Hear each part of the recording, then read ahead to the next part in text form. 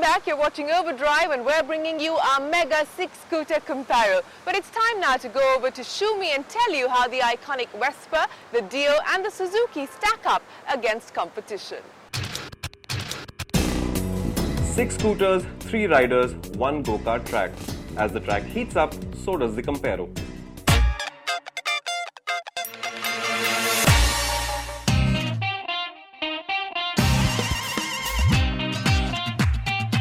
The immense crowds at the Auto Expo thronging the Piaggio stall said that the Vespa has been missed. And now it returns, but not as a commuter scooter, but as a lifestyle product. But the spec is very similar, if not identical, to most of the scooters here. So how does this new scooter do?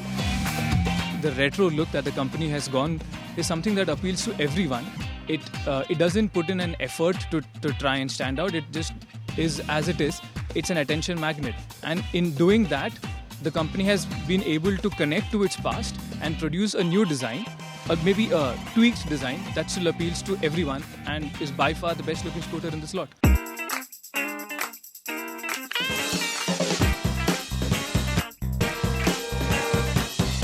The 125cc engine that it has is an all-new engine, and I think it's good on performance, although I still wish there was some more performance. And fuel efficiency wise it's good, but refinement, I found some bit of improvement could be done to that.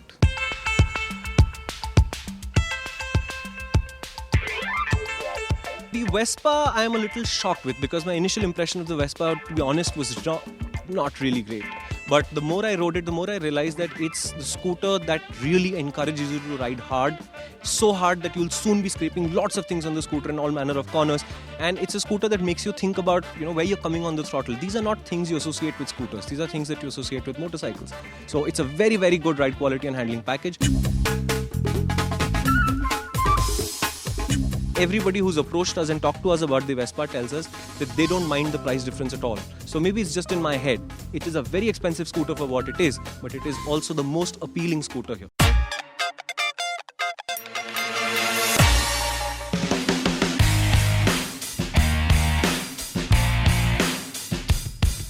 The Dio is the plastic-bodied, hip version of the Activa and is the third and thankfully final Activa-based scooter in the test. But the big deal is that it is lighter and cheaper than the Activa. Does this make a difference? The Dio is probably, if you put it like the Activa that's gone under a knife and it's come out more sharper looking.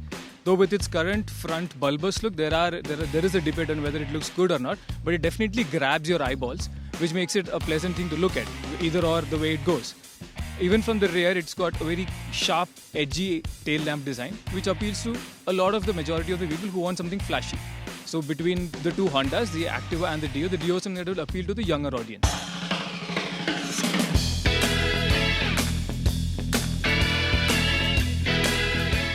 The Dio again uses the Activa's 110cc engine. The upgrade was recently given to the Dio at the Auto Expo. And obviously the update was long pending, and I think I'm really happy with what the Dio is doing right now. But again, given the sporty nature of the scooter, I think the engine needed some more performance, some more punch. But again, you really can't complain. Fuel efficiency is good, and it's another Honda, so the engine is very refined.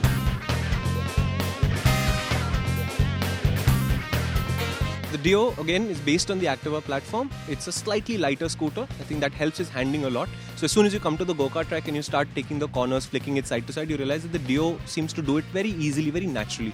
Something that the Activa finds a little bit harder to do.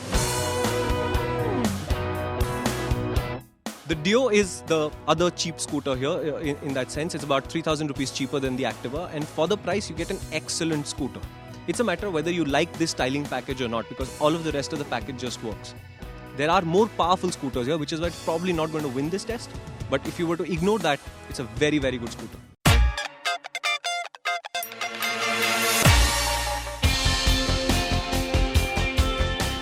From its launch in 2007 till now, the Suzuki Access has always brought a smile to our faces with its safe, conservative looks hiding a powerful, eager engine. It's like a woman in a sari with a .457 Magnum in her purse. And now it's changed into more character-appropriate clothing with the Swish. The Swish is the Access that has undergone a makeover. it looks more fresher and it appeals more than before. It's the only scooter in this comparison which has an end can which is parallel to the ground. So while the others have an upswept design, this is the only one which kind of goes against the norm. Not sure if I like it though, but yeah, that's how it is.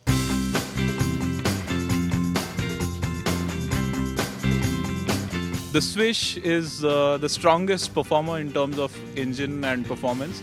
And again, the engine is exactly the same as the Access, which Suzuki has been selling for a while.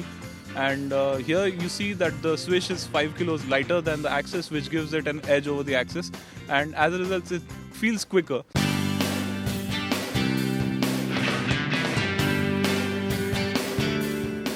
The Swish is the other scooter here with telescopic forks. We know from the Access days that it's a firecracker of an engine in a very nice chassis, and the Swish builds upon it. The Swish is lighter, so it gets on with the job quicker. It handles side-to-side transactions very, very nicely. It's a very planted, stable scooter, and everybody who rode the bike immediately was at home and going much faster than they've ever gone on any of the other scooters here, which is a huge, huge advantage for the Swish. The Swish also gets a neater styling package which is more up to the minute. I wish the styling was a little more distinctive because in my books that would make it the best value proposition in this whole segment. But despite that, I still think the Swish is the scooter that I would put my money on in this segment.